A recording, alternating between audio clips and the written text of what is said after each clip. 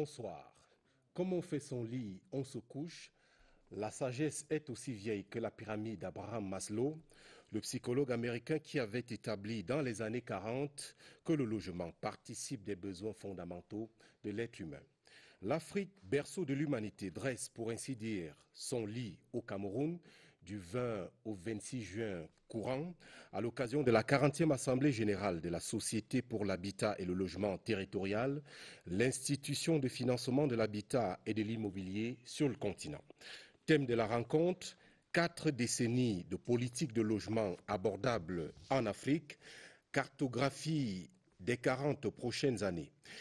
La question du logement donne des insomnies au Cameroun où des indicateurs officiels rendus publics en 2019 faisaient valoir que seuls 85 000 logements ont été construits en 41 ans grâce au crédit foncier, la Banque de l'habitat créée en 1977. En addition aux historiques ainsi que le gouvernement multiplie donc les initiatives pour sortir du cauchemar, à l'instar du programme de construction des 10 000 logements sociaux et d'aménagement de 50 000 parcelles constructibles lancées en 2009. Comment se loger décemment et à son compte aujourd'hui au Cameroun? Question à une illustre locataire de l'immeuble de l'Émergence ici à Yaoundé, qui abrite, entre autres, les services du ministère de l'Habitat et du Développement urbain.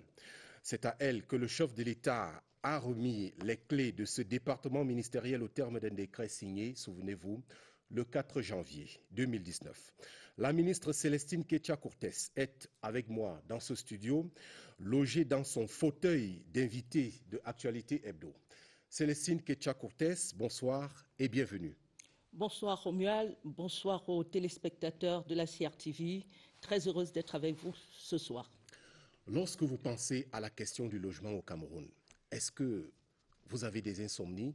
Moi personnellement, est-ce que j'ai des insomnies?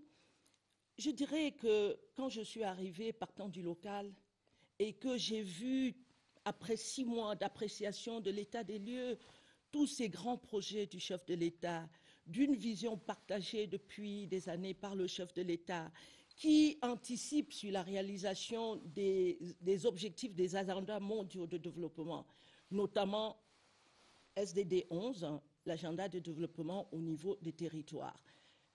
Quand j'ai vu la situation des logements, je ne vous cache pas que j'ai fait des insomnies.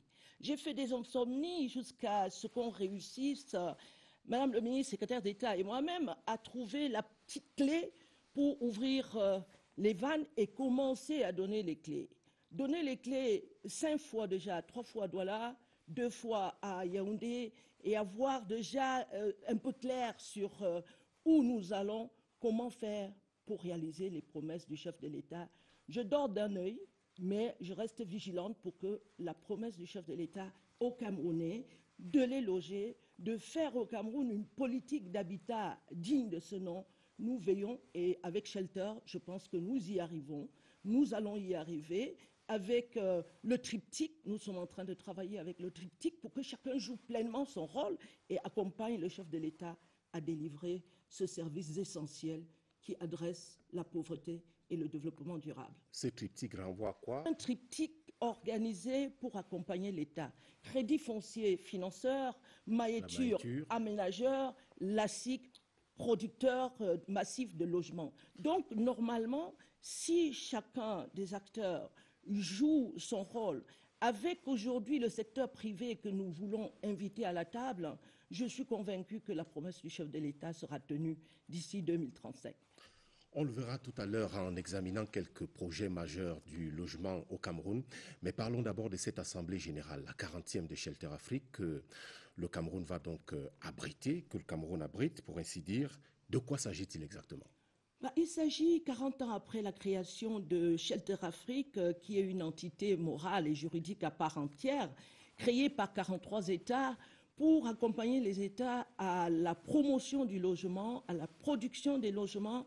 40 ans après, il s'agit d'évaluer au Cameroun où en sommes-nous et pourquoi pas à travers la déclaration de Yaoundé donner les way forward pour que cette vision des chefs des États membres, mais surtout celle du président de la République, qui, dans tous ses discours, parle de l'habitat digne de ce nom, qui a lancé de manière anticipative. Il faut dire que le projet de logement a été lancé au Cameroun sous l'impulsion du chef de l'État en 2009, alors que l'agenda de développement durable a été voté en 2015. Et le nouvel agenda urbain qui localise le développement suivra en 2016. Donc, je pense qu'à Yaoundé, le lundi, nous allons avoir donc la cérémonie officielle d'ouverture de l'Assemblée générale. Le mardi, il y aura une table ronde d'importance où les acteurs de financement en présentiel et en visio, parce que c'est les 43 pays qui sont connectés, et je me réjouis de la diplomatie internationale du chef de l'État qui nous fait tirer les marrons de cette belle image que le président a. Ça constitue déjà une victoire en soi, mais de manière concrète, chacun tirant la couverture de son côté. Que gagne le Cameroun dans ce cénacle et que gagnera-t-il à l'issue des travaux de Yaoundé? Le Cameroun gagne d'abord que tous ses ministres vont venir. Nous allons les avoir en majorité en présentiel, ce qui montre à suffire que le Cameroun est un pays béni, qui montre à suffire que la diplomatie internationale du chef de l'État permet aux gens d'avoir confiance au Cameroun. Et qu'est-ce que nous y tirons? Nous allons, et le conseil d'administration l'a voté, nous allons aller vers ce qui empêche d'avancer. Pourquoi on ne produit pas massivement les logements au Cameroun? Il y a eu cette question d'usinage et Shelter a fait passer au conseil d'administration le fait que notre pays sera un cas pilote pour mettre en place 2 usines de matériaux de logement avec une école de formation pour la maîtrise d'ouvrage de nos jeunes, 2000 jeunes par an qui seront formés pour la maîtrise d'ouvrage, logés, payer et après se prendre en charge dans le cadre des projets qui seront lancés. Que gagne également le Cameroun? Nous avons réussi à faire un plaidoyer qui fait que Shelter a accepté d'avoir une ligne État. Avant, Shelter finançait les promoteurs immobiliers du privé. Et vous savez qui dit promoteur immobilier du privé, même s'il accompagne l'État dans le logement haut standing ou à coût un peu onéreux, il accompagne quand même l'État, mais ne répond pas à la vision du chef de l'État. Donc nous avons réussi à avoir une ligne État et chaque État va pouvoir financer les logements sociaux pour rendre accessible cette manne, ce service essentiel aux populations. Au sujet des financements, au sujet du financement des logements sociaux, il est un constat, c'est que durant les 4 dernières décennies, on n'a pas atteint, on va dire, les résultats escomptés. Et ce n'est pas un avis personnel, c'est un constat de la Commission technique de réhabilitation des entreprises du secteur public et parapublic qui propose donc la révision du modèle économique du crédit foncier du Cameroun pour lui donner plus de moyens afin de satisfaire la demande. Est-ce que cette réforme-là est admise et actée au niveau du gouvernement? Écoutez, je ne sais pas s'il s'agit des questions de finances, parce qu'on peut même dire que le crédit foncier est sur liquide. Hein. Il s'agirait de revoir les textes et d'encadrer le financement des logements par le crédit foncier, ce qui n'est pas le cas, et également de revoir la tutelle, qui est une tutelle technique pour accompagner la vision du chef de l'État et la tutelle financière, pour que les projets qui sont éligibles soient des projets qui répondent à la vision du chef de l'État.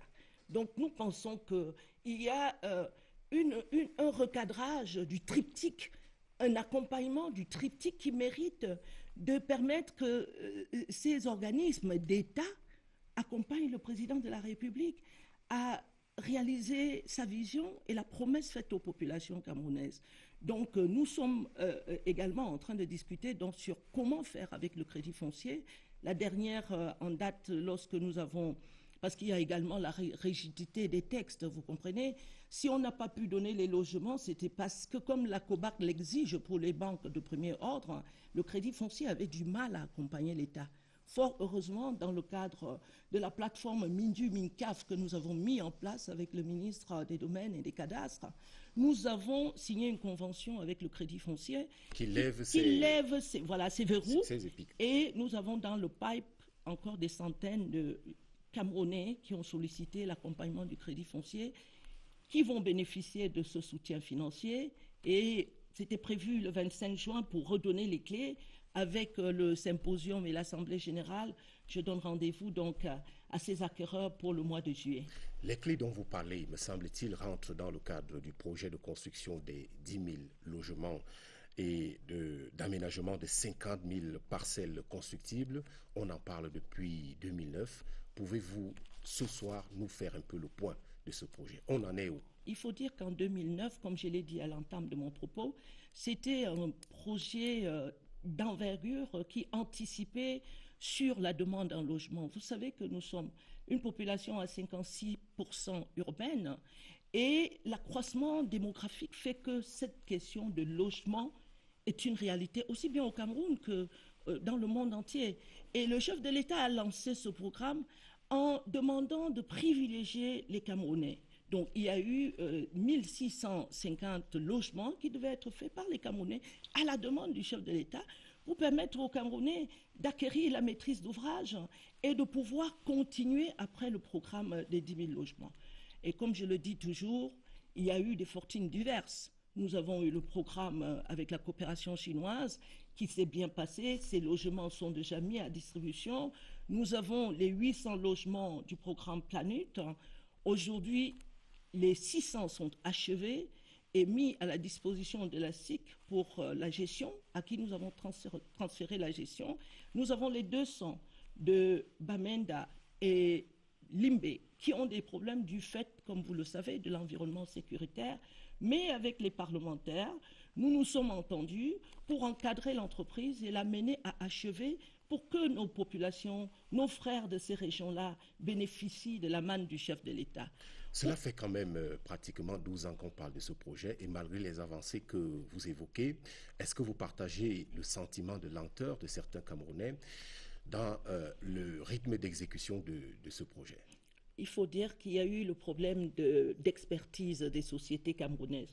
Beaucoup de PME camerounaises ont été résiliées parce qu'il y a eu la malgouvernance, et je le dis toujours, pour que les Camerounais sachent que le chef de l'État a demandé de confier les marchés aux Camerounais. Mais lorsqu'on confie un marché à un Camerounais qui touche l'avance du démarrage, je prends toujours cet exemple parce que c'est la réalité, qui touche l'avance de démarrage et se retrouve dans les avions en première classe, après ils ne peuvent pas réaliser le contrat pour lequel il a été sollicité. Est-ce que ce n'est pas parce que ces investisseurs locaux n'ont pas les moyens? Parce que quand on observe par exemple à Olembe, on voit bien que les bâtiments réalisés par les entreprises chinoises sont achevés, mais même habités, mais un bon nombre de bâtiments confiés aux Camerounais demeurent dans un état pratiquement de délabrement, alors même que les travaux ne sont pas achevés. Ben, c'est ce que je disais, il y a l'expertise, il y a la capacité financière et technique pour mener ce genre de projet, d'où l'importance du programme que nous avons avec Shelter Afrique, d'avoir sur place 2 usines de production des matériels de construction, de formation des jeunes. Et donc, nous pensons également que les Camerounais doivent faire preuve de patriotisme. Vous acceptez de réaliser un projet, vous soumissionnez, vous devez aller au bout. Mais je pense que le beau projet que nous avons avec Shelter va nous permettre de former les Camerounais, d'encadrer les promoteurs immobiliers, parce que quand je suis arrivée, il faut le dire également, nous avons constaté qu'il y avait tellement d'agréments de promoteurs immobiliers, mais derrière ne suivait pas la production. Donc, ceux qui seront agréés promoteurs immobiliers doivent travailler avec le ministère pour être renforcés en capacité technique. Et peut-être Shelter pourrait les accompagner dans la mobilisation des ressources pour qu'ils soient efficaces sur le terrain. Donc, je dis de manière globale, le beau projet donné aux Camerounais en 2009 par le chef de l'État a connu des fortunes diverses. COFOR, on parle de gouvernance, c'était également un beau projet. Malheureusement, chez nous, le promoteur est seul qui a la technique, qui a les finances, et malheureusement, on a perdu le promoteur. Vous promettez quand même que vous allez en tirer les conséquences, madame la Nous ministre? avons tiré les conséquences. Nous avons tiré les conséquences et aujourd'hui, les marchés résiliés sont en train d'être donnés aux Camerounais techniquement et financièrement outillés pour nous amener au bout. C'est pourquoi nous pouvons nous permettre chaque année, chaque fois, chaque mois, et j'ai pris l'engagement, même si c'est 2 clés, il vaut mieux donner les 2 clés que de laisser les appartements vides et qui sont vandalisés par ceux des Camerounais qui ne respectent pas le bien public. Donc, nous allons continuer à donner les clés et nous tirons les leçons de la mauvaise fortune au lancement de ce projet et nous allons nous faire accompagner donc par Shelter Afrique, qui est une structure 40 ans, c'est pas rien. 40 ans, ça permet de faire l'évaluation des forces, des faiblesses, des menaces, des opportunités et de voir aujourd'hui, avec le nouveau départ que nous allons prendre au Cameroun, qu'est-ce qu'on peut faire pour que l'Afrique soit présente dans le secteur de la production massive des logements. S'agissant des opportunités, la décentralisation en fait partie. Quel rapport avez-vous avec les élus locaux ? Il faut dire que tous les projets, et nous allons en parler, que le chef de l'État a lancés, sont des projets qui étaient, en avance par rapport à la décentralisation qui est aujourd'hui avec les régions achevées dans notre pays. Donc nous travaillons avec les élus locaux et la CIC travaille avec les élus locaux. La CIC est encouragée à aller vers les cités universitaires et les cités municipales. Et tout ça, c'est un vaste programme qui va rentrer dans le cadre de ce que nous ferons avec Shelter. Et nous avons la chance de ce que, en marge de cette 40e Assemblée générale au Cameroun, le Cameroun va prendre la tête du bureau de l'Assemblée générale. Et en 1 an, nous devons également tout faire pour que le Cameroun tire le maximum de profit de cette présidence pendant 1 an. Très bien. Ces élus locaux fonctionnent évidemment sous la coupole des régions et les patrons des régions étaient en conclave cette semaine à Yaoundé.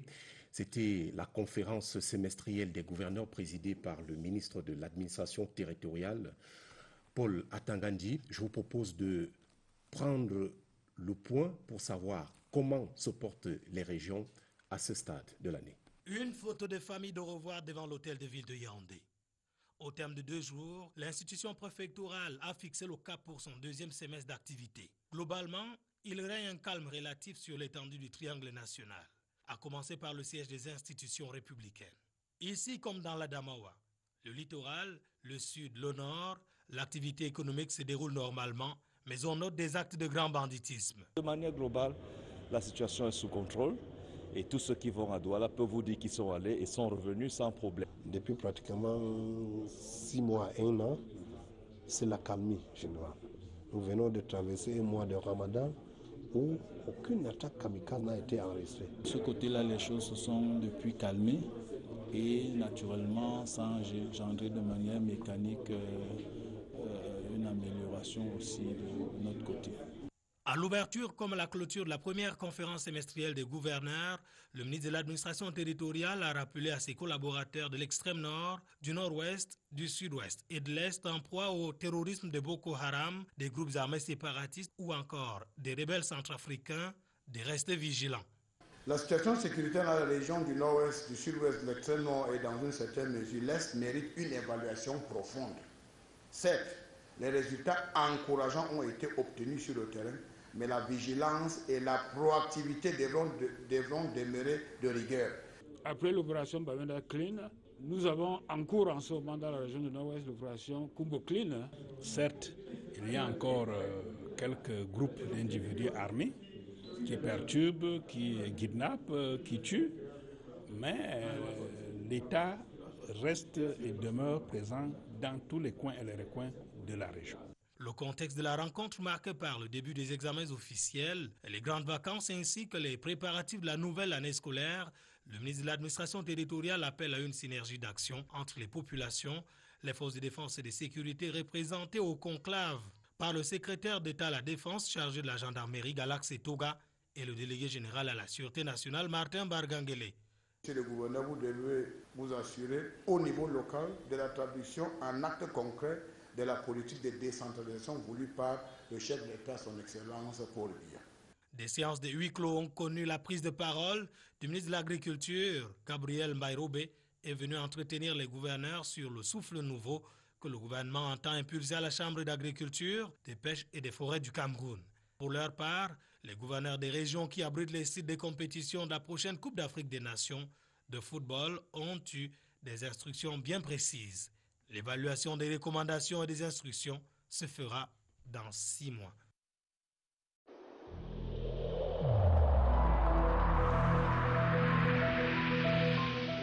Tous les indicateurs, tous les chiffres montrent une reprise de l'activité du coronavirus. Faites comme moi. Mettez votre masque. Et chaque fois que vous le pouvez, désinfectez les mains avec un gel hydrocolloïdal. Si vous n'avez pas de gel, vous utilisez de l'eau avec du savon.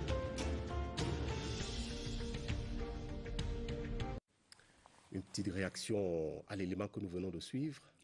Je peux être, qu'en tant que membre du gouvernement, très heureuse de ces initiatives qui sont statutaires. Cette rencontre semestrielle du MINAT et l'ensemble des gouverneurs des 10 régions permet d'évaluer ce qui s'est passé, surtout dans ce contexte sanitaire, sécuritaire et au lendemain du parachèvement de la décentralisation. Il faut dire que le chef de l'État avait promis la décentralisation. Nous sommes arrivés au terme de cette décentralisation avec les régions. Et vous savez que le développement part des territoires. Et j'ai souvent dit, quand j'étais maire, que si Banganté est moins développé que Ngelmedouga, on ne parlera pas de développement durable sur l'ensemble du territoire. Donc il s'agit également, si j'ai bien suivi, de donner des orientations pour que les gouverneurs donnent des orientations aux préfets, que les préfets donnent aux sous-préfets pour encadrer les élus qui deviennent, avec les transferts de compétences, qui deviennent les acteurs de premier plan du développement voulu par le chef de l'État dans le cadre de la politique qu'il a choisie. Un État décentralisé et unitaire. Une question qui fâche Célestine Kétia-Cortès, c'est l'occupation des logements de la SIC. Ces logements sont destinés normalement aux agents de l'État à revenus faibles, mais certains hauts fonctionnaires nantis confisquent ces maisons. Est-ce que vous êtes au courant de cette situation? Vous revenez sur les logements. Vous revenez forcément. sur les... Nous n'en sommes pas sortis. Nous sommes au courant de cette situation et nous avons fait à l'époque des descentes avec le directeur général de la SIC et nous avons constaté qu'il y avait donc même des fonctionnaires décédés et dont les enfants, même lycéens, étaient héritiers de ces logements-là.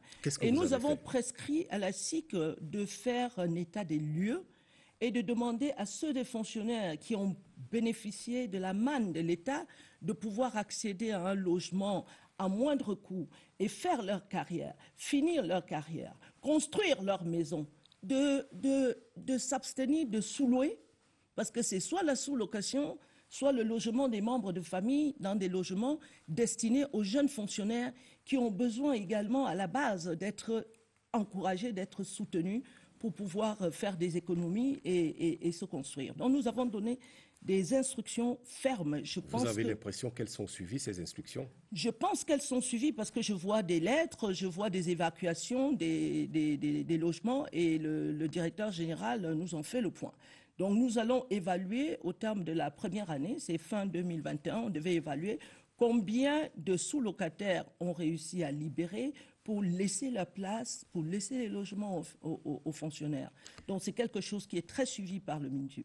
Évoquons en 2 mots la question des liens locatifs au Cameroun pour sortir du logement. Lorsque les bailleurs exigent des locataires le versement des dizaines de mois de loyer, y compris des locataires qui sont des étudiants, et l'État ne dit rien. C'est pas la loi du libre marché? Non, l'État ne peut pas dire quelque chose sans que ce soit encadré, parce qu'il s'agit des logements financés par le privé. Et donc, lorsque vous financez, vous avez votre compte d'exploitation et vous devez avoir un retour sur les dépenses. Mais ce que nous envisageons au niveau du ministère en ce moment, nous avons décidé de mettre en place les politiques d'urbanisation, les politiques nationales d'urbanisation, politique nationale de gestion des déchets, politique nationale d'encadrement et de gestion des logements.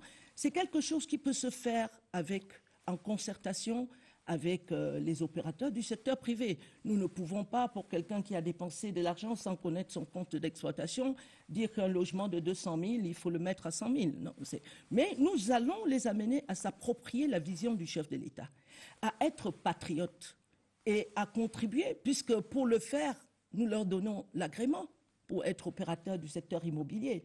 Donc s'ils doivent avoir ces agréments désormais, il faut, dans le cadre de la politique nationale de gestion des logements que nous entendons mettre sur pied, qu'ils rentrent dans le cadre de la vision du chef de l'État, peut-être des logements chers qui financeront des logements abordables et décents pour permettre au gouvernement, de manière générale, de répondre à l'ensemble des besoins.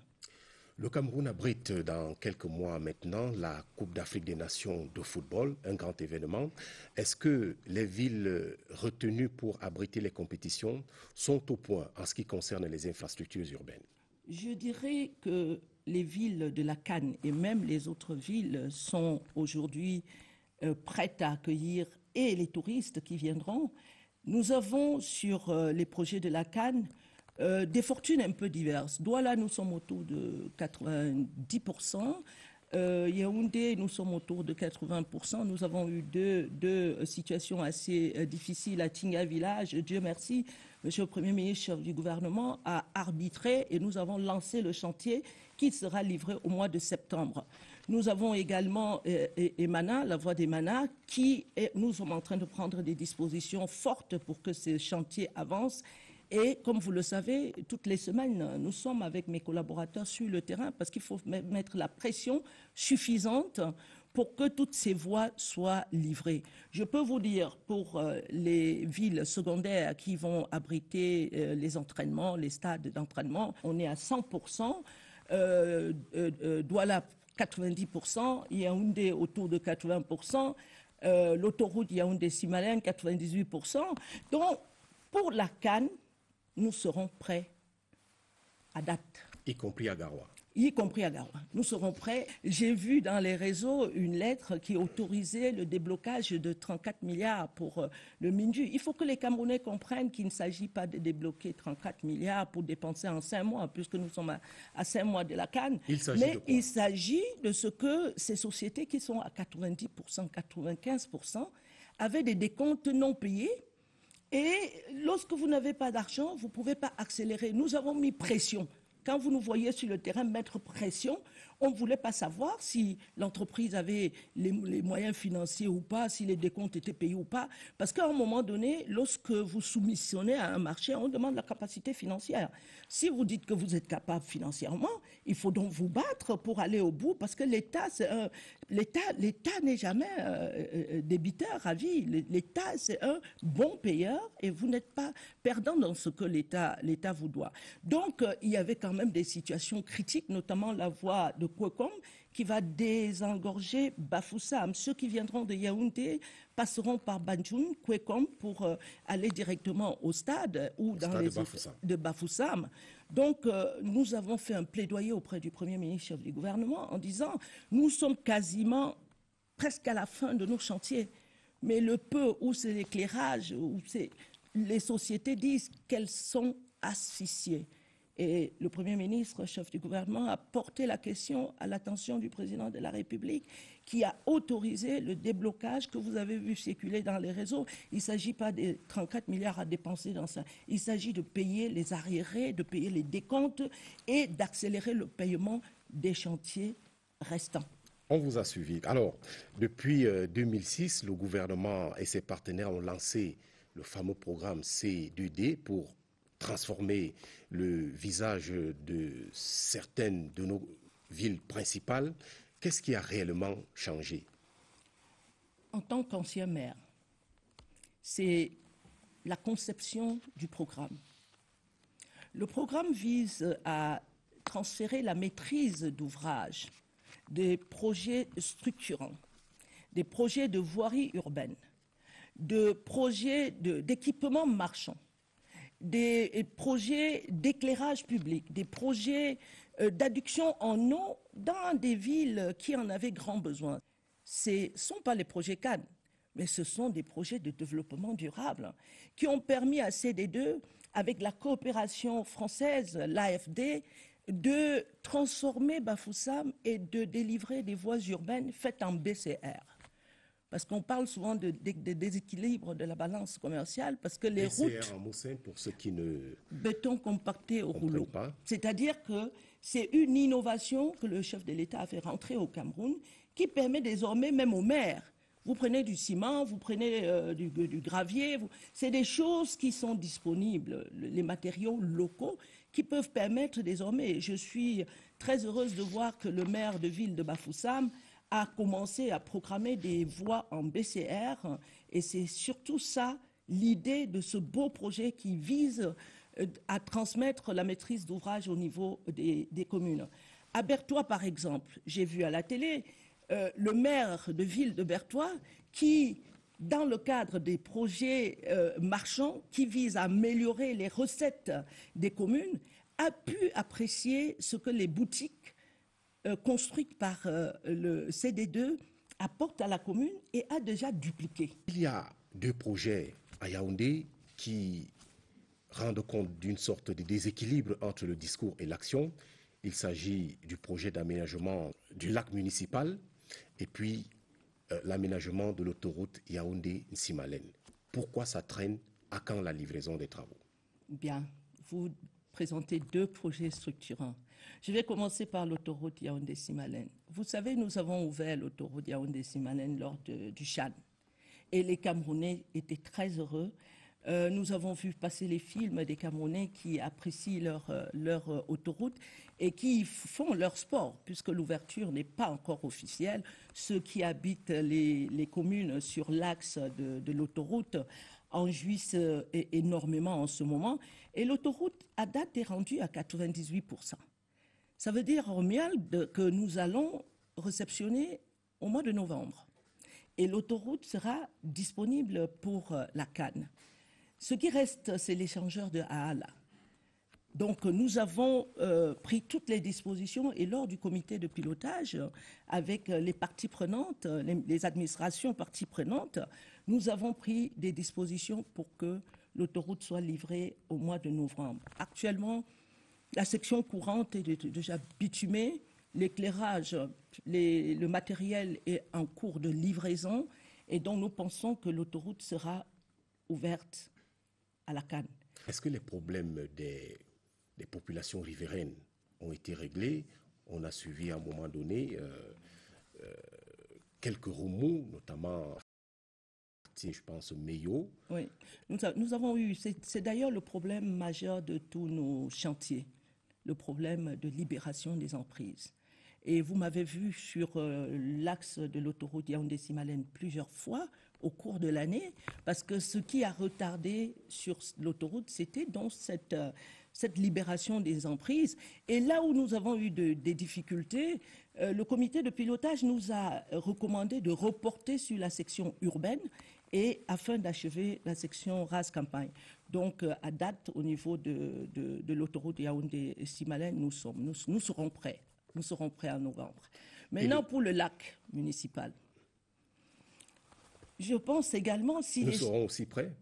Non, c'est un projet qui va aller sur 2-3 ans. Nous avons eu à peu près 4 ans de retard.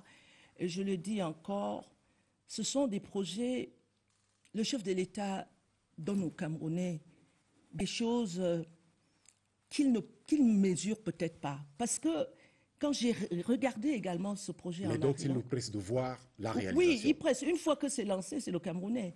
Il presse. Mais je peux dire que le lac de la Mingwa, le lac municipal, c'est un projet structurant qui va améliorer le cœur de ville de Yaoundé. Ça va porter sur l'assainissement de ce lac qui est situé en pleine ville, dans le quartier administratif. Ça va permettre, avec l'aménagement d'un restaurant, d'un hôtel et des centres d'épuration, ça va permettre d'assainir le cœur de Yaoundé. Exactement comme ce qu'on voit sur la maquette. Oui, sur la maquette. Vous irez là en famille, prendre, comme on fait ailleurs.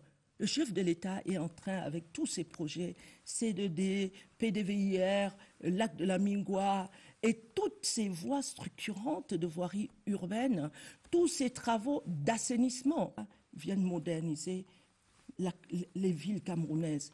Et moi, en tant qu'ancien maire, je vous dis, quand je vois ces projets, je les suis comme du lait sur le feu, parce que c'est des projets qui vont transformer durablement la vie des Camerounais, mais également permettre au chef de l'État, qui fut parmi les premiers à signer l'accord de Paris sur le climat, parmi les premiers à signer les ODD. J'ai pu travailler sur l'évaluation des OMD et sur l'architecture des ODD. Tous ces projets rentrent dans le cadre de l'agenda 2030. Très bien. J'imagine qu'en tant qu'ancienne maire, mais également en tant que ministre en charge des questions de développement des villes, entre autres, vous suivez également l'action d'une institution comme le FECOM, le Fonds spécial d'équipement et d'intervention intercommunale, qui, cette semaine encore, était en pourparlers avec les présidents des conseils régionaux. Nous allons essayer de voir qu'est-ce que le FECOM propose en termes de financement des conseils régionaux pour leur action.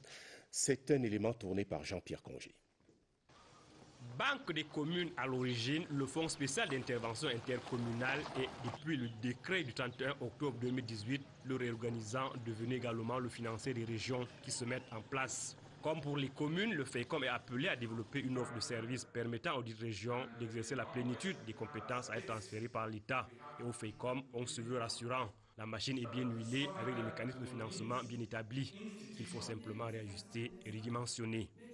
Donc les mécanismes de financement qui nous permettent d'accorder donc des ressources aux communes serviront de base maintenant pour construire les mécanismes de financement destinés à accorder donc des ressources également aux régions. Les modalités de financement devraient également être calquées sur celles des communes. Nous donnons 85% à la commune sous forme de subvention et puis maintenant la commune apporte 15%. Si elle ne les a pas, le FECOM les donne sous forme de prêts remboursables sur 4 ans. Donc nous pensons également que les projets régionaux auront certainement un côté social et puis là on pourra voir dans quelle proportion la part en prêt sera construite et à quelle proportion également la part en subvention. Toutefois, le FECOM n'a pas encore toutes les cartes en main, notamment le dispositif réglementaire lui permettant de se déployer véritablement aux côtés des régions. Pour le moment, nous ne pouvons pas encore donner les seuils de financement parce que les seuils de financement provenant des impôts régionaux devront être connus d'abord à partir de la loi portant fiscalité locale. Le Premier ministre, chef du gouvernement, a présidé la première session du Conseil national de la décentralisation jeudi dernier. Et au cours de cette session, il a prescrit au ministre des Finances de déposer l'avant-projet de loi donc, rectifiant donc la loi portant fiscalité locale. En attendant, le FECOM s'est mis en posture de force de proposition.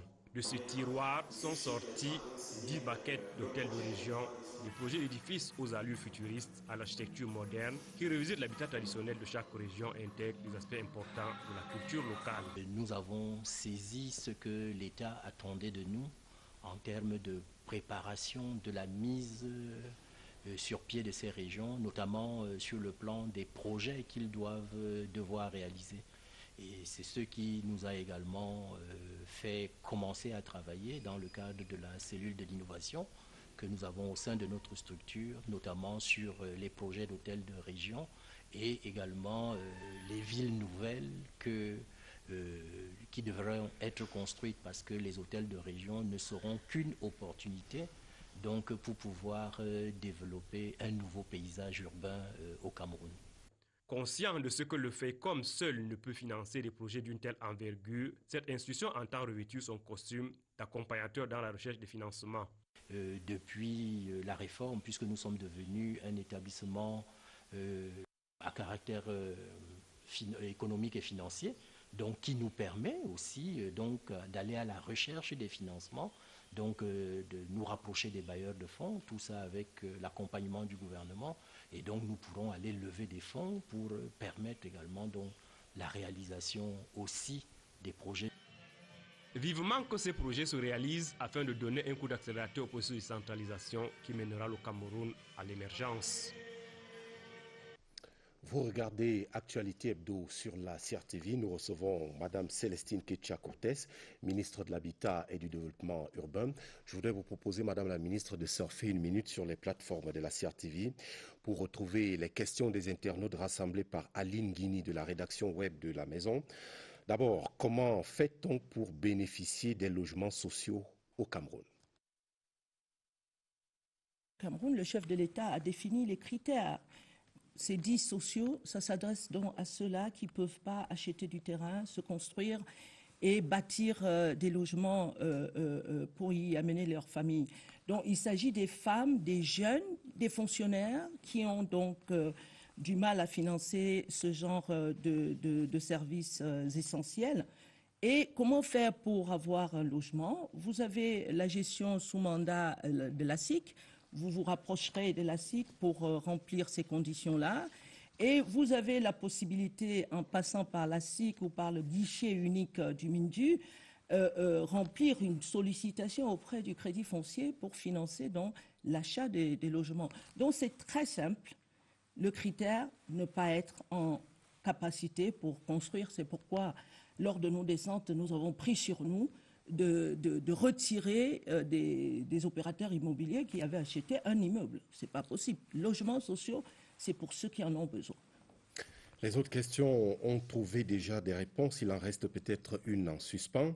Pouvez-vous faire votre propre bilan du projet de logements sociaux au Cameroun depuis votre entrée au gouvernement?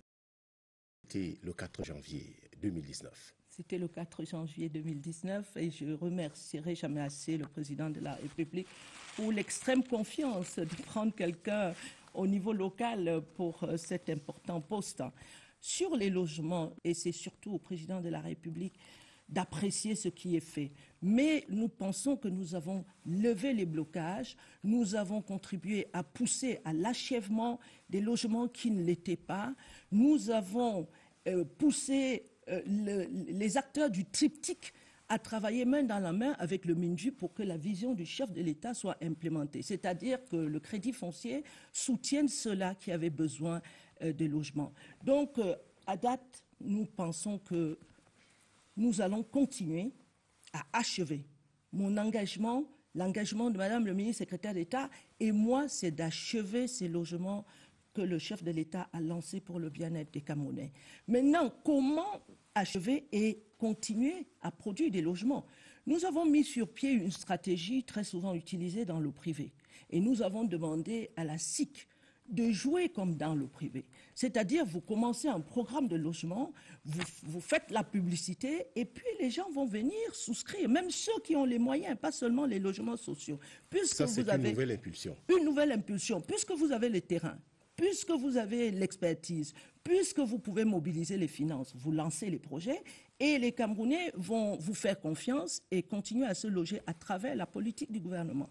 Deuxièmement, nous avons dans le cadre de nos relations très fortes avec Shelter, puisque Madame le secrétaire d'État est administrateur de Shelter et le directeur général est son suppléant, à l'intérieur de Shelter, nous avons impulsé une nouvelle dynamique. Shelter, pendant l'année où nous allons assurer la présidence, va accompagner la SIC en produisant 3000 logements, va mettre en place ces 2 usines qui vont nous permettre de produire les matériaux de construction localement. On ne peut plus, en 2021 ou 2022, taper les parpaings à la main, comme on dit vulgairement au quartier, pour construire des logements attendus du chef de l'État.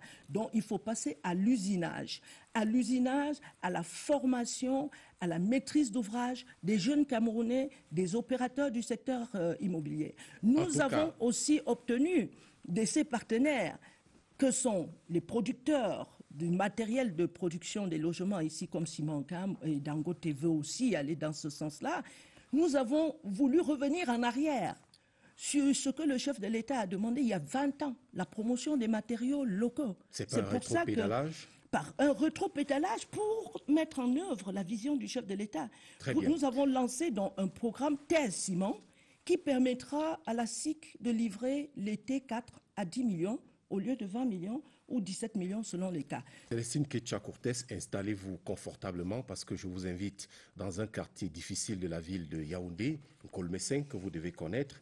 Nous y retrouvons notre reporter Franck Evina qui a décidé de faire un voyage en Nkolmesseng à bord d'une moto.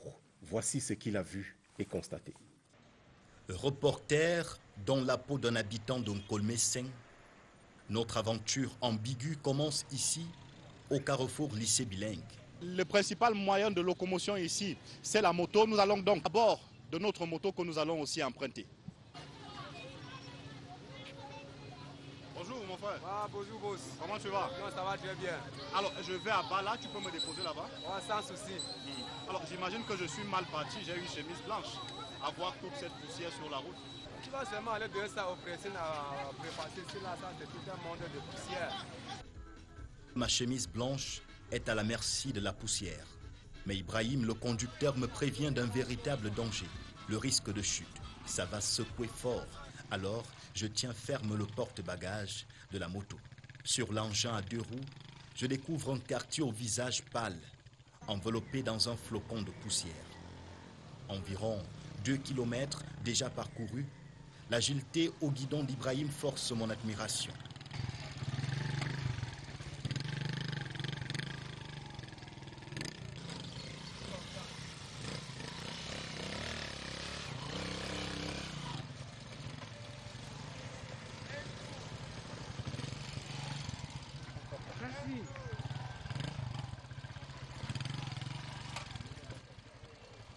Nid de poule et pente raide mettent sa moto à rude épreuve, sans toutefois la stopper. La route est très mauvaise. Regarde comment il danse. C'est critique. Il faut que le gouvernement vienne en aider ici. Là. Et c'est un chef-lieu d'arrondissement. À quelques rares endroits, nous traversons des reliques de bitume. Mais le rêve se transforme très vite en cauchemar, ici, au lieu du safari.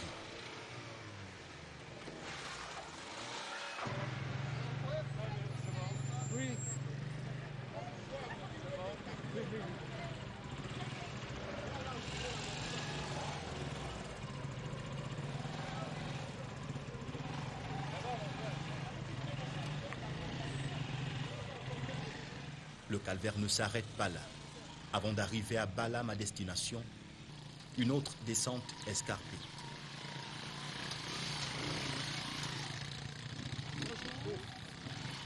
À des endroits comme celui-ci, on retient tout simplement son souffle. Heureusement, Ibrahim connaît bien la route, mais comme tous les riverains d'ici, son rêve, c'est de voir ce calvaire terminer un jour, Ibrahim.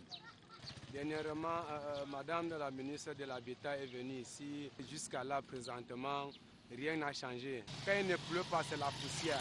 Quand il pleut, c'est la boue abondante. Les gens n'avaient même plus à grimper. Tu achètes même une moto à moins de 5 mois. À moins de 5 mois, la moto est finie parce qu'il n'y a pas la route. Vraiment, il faut que le gouvernement essaie au moins de voir notre situation. Ça ne va pas pour nous. À quand la fin du calvaire, donc, c'est la question que se posent les populations de Nkolmesseng et les localités riveraines de cette route, tantôt boueuse, tantôt très poussiéreuse.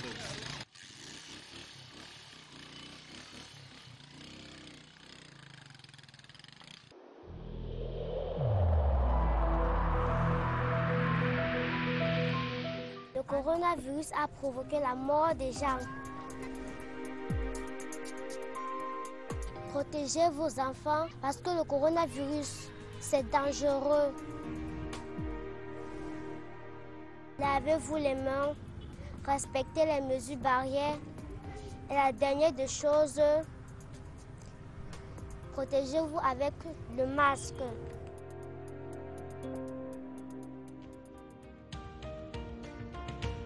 À quand la fin du calvaire pour les populations de Nkolmesseng? Merci beaucoup de présenter ce reportage. Il faut dire que lorsqu'on parle de Nkolmesseng ou de PDVIR, on ne voit que la voie. C'est un important programme de 93 milliards avec 2 importantes composantes, le renforcement des capacités, l'appui à la décentralisation au lendemain du parachèvement de la décentralisation par le président de la République, l'équipement des communes dans cette composante 1.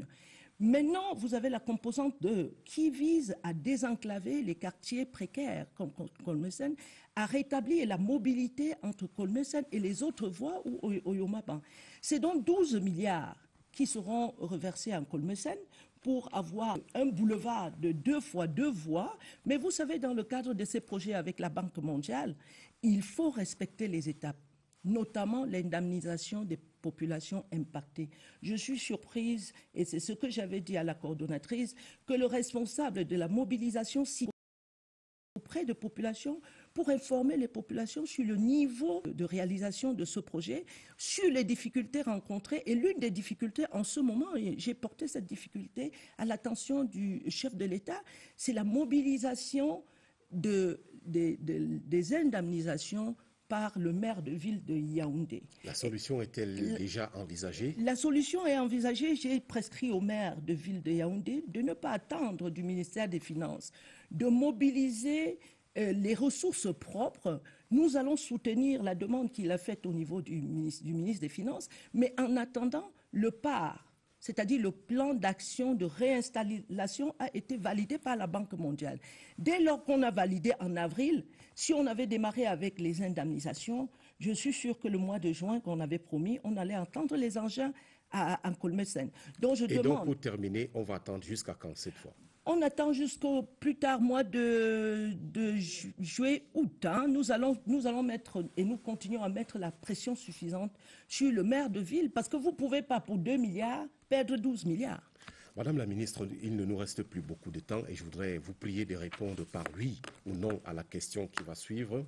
Elle concerne la ville de Bangarté, qui vous est chère, comme on le sait.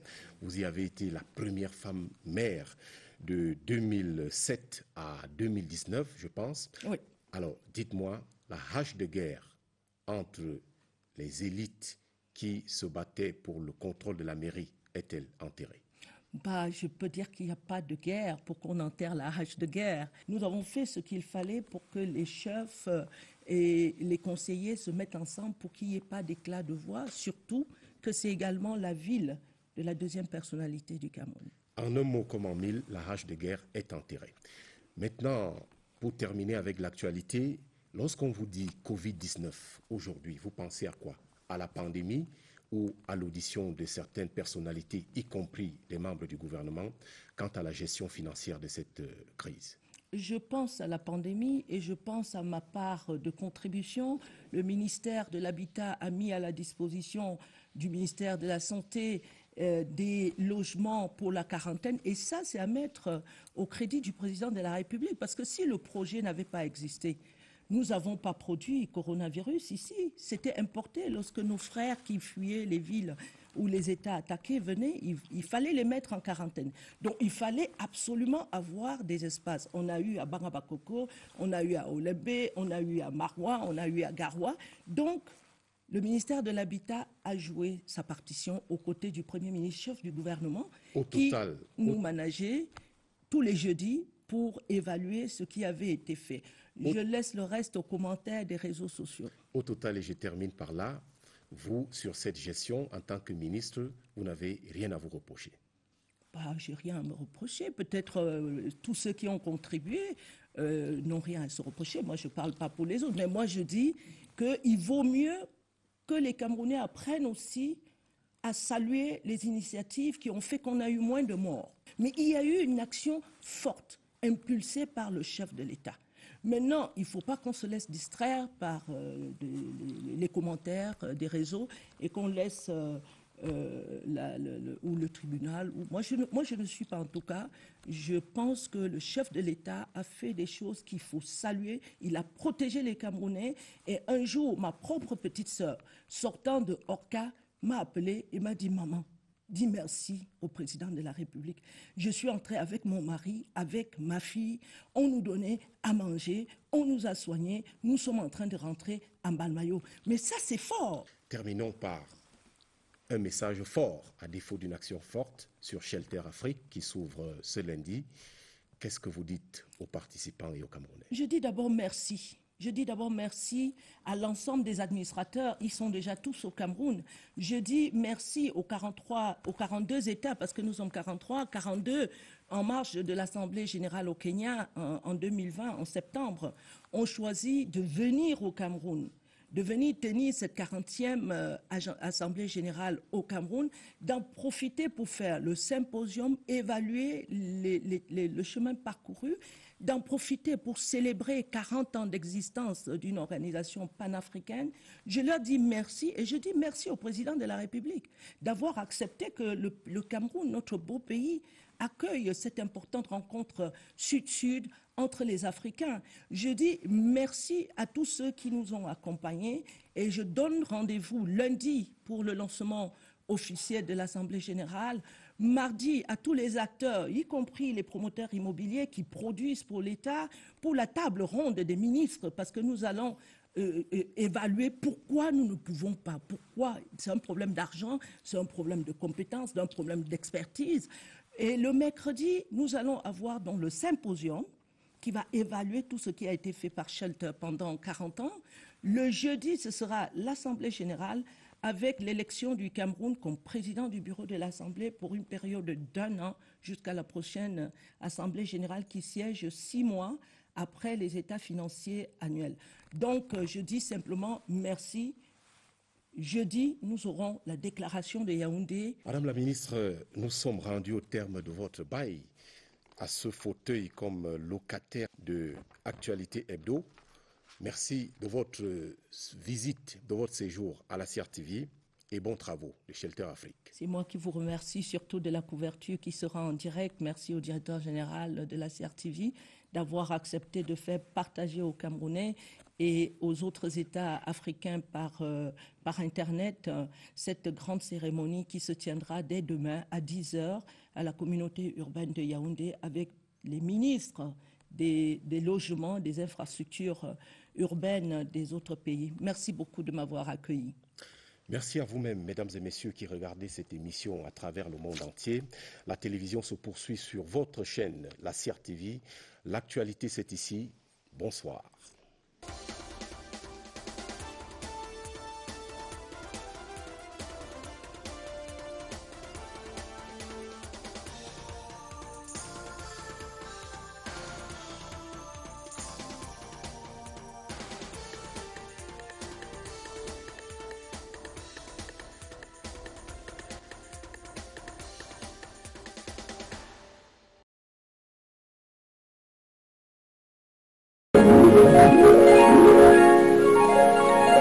CRTV News, ici, toute l'info.